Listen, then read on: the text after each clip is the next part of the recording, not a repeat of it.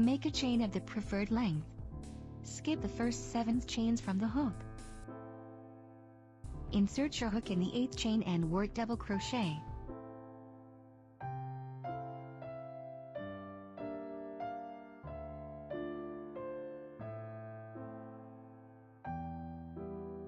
Yarn over.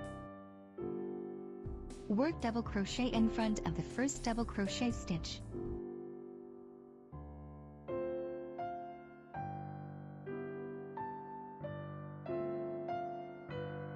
The second half double crochet stitch appears above the first half double crochet.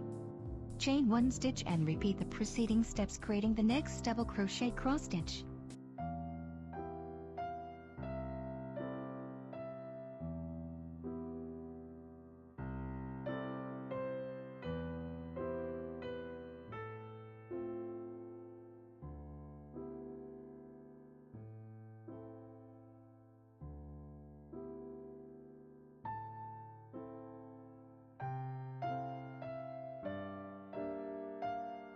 Repeat the process, skipping 1 chain of the previous row.